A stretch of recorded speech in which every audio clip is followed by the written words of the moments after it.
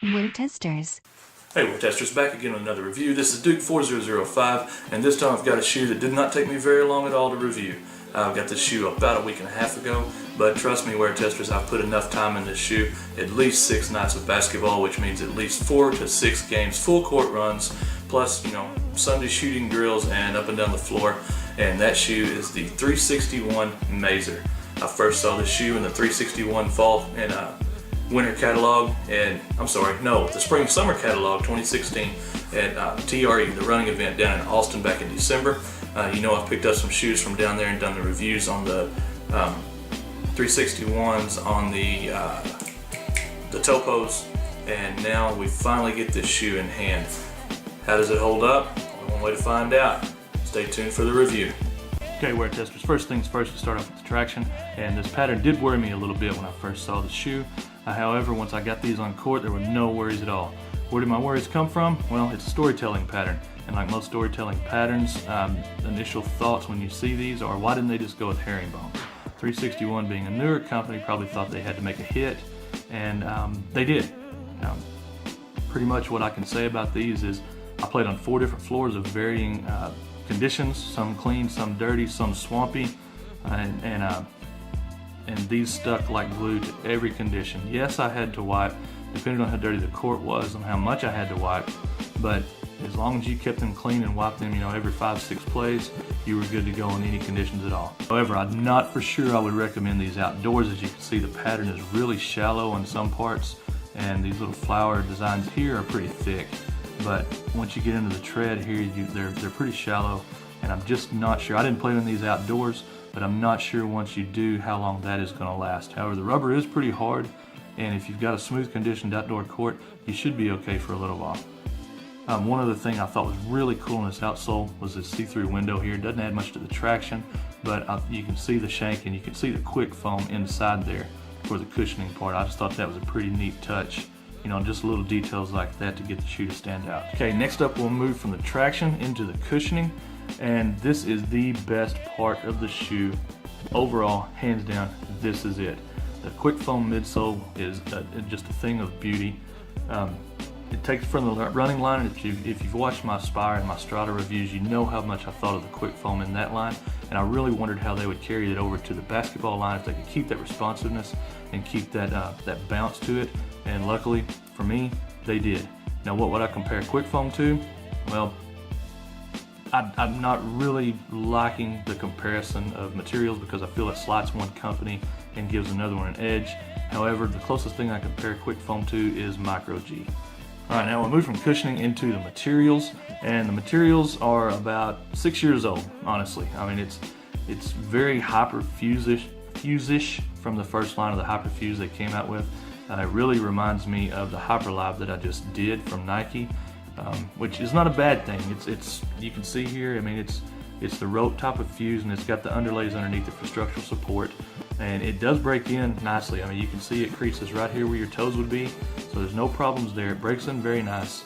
It just, in the days of knits that we're into now, it's a little bit behind, but for a first offering, I can't say too much bad about it. It is durable. It does last. You can see there's fuse here on the lateral side for any kind of lateral push-offs, and you got heel counter here is internal. You've got some molding on the outside just to give it a little bit of design, and a little bit of fuse here for durability, but it's internal heel counter. You got some fuse here across the front and across the toes, so Euro step and toe draggers, there you go. And fuse around the eyelets here for durability. One thing I really liked was this big fat padded tongue. This is a design that I would like to see more companies copy. It comes down into a full-length inner booty. You can see the construction here where it comes down into it, runs all the way into the forefoot, keeps that fuse off your foot so no hot spots. The construction of the shoe is great. It's just I'd like to see a little bit more done with this upper material. Okay, we'll move from materials into fit, and fit to me is the second best part of this shoe. It's true to size. You get about a thumb's width. The end of my toe, my big toe, comes about right here. So you've got enough room at the end of the toe if you have any kind of sudden stops or anything. If your foot moves a little bit, which it won't, you won't jam your foot into the end of that toe box right there. Midfoot slides and straps in. You can see the construction under here that just ties your midfoot in and holds it in. The heel is thick padded right here and rises up on the Achilles, so you don't get any heel slip at all. Again, this fat tongue plays a part in the upper. It keeps the laces from giving any kind of pressure. It's just a great fitting shoe.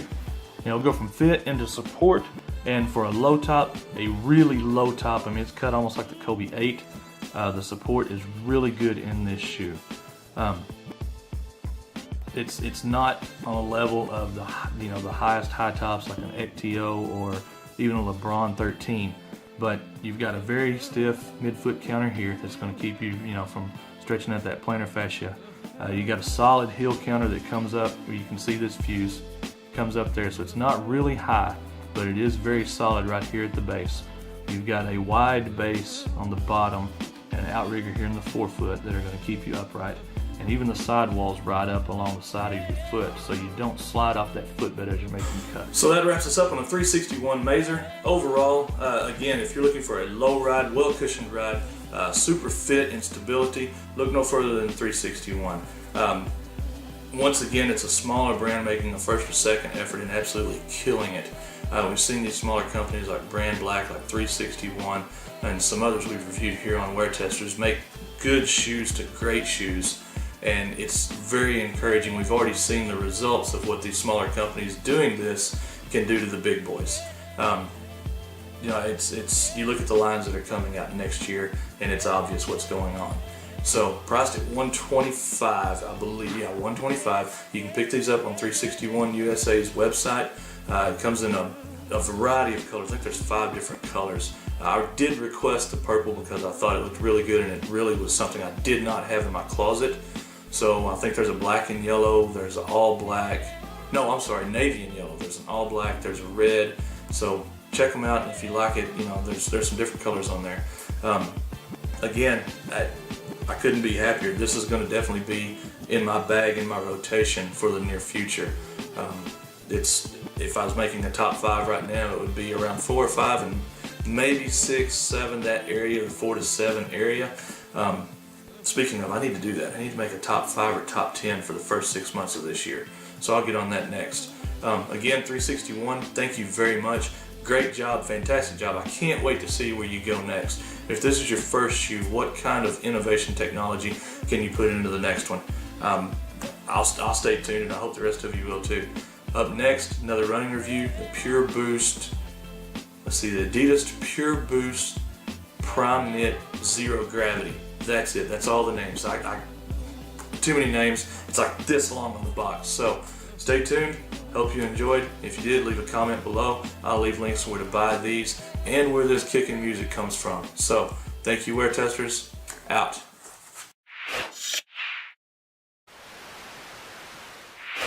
Weartesters. Hey Weartesters, back again with another review. This is Duke 4005, and this time I've got a shoe that did not take me very long at all to review. I got this shoe about a week and a half ago, but trust me, Weartesters, I've put enough time in this shoe. At least 6 nights of basketball, which means at least 4 to 6 games, full court runs, plus Sunday shooting drills and up and down the floor. And that shoe is the 361 Mazer. I first saw this shoe in the 361 fall and winter catalog, and the spring summer catalog 2016 at TRE, the running event down in Austin back in December. I've picked up some shoes from down there and done the reviews on the 361s, on the Topos, and now we finally get this shoe in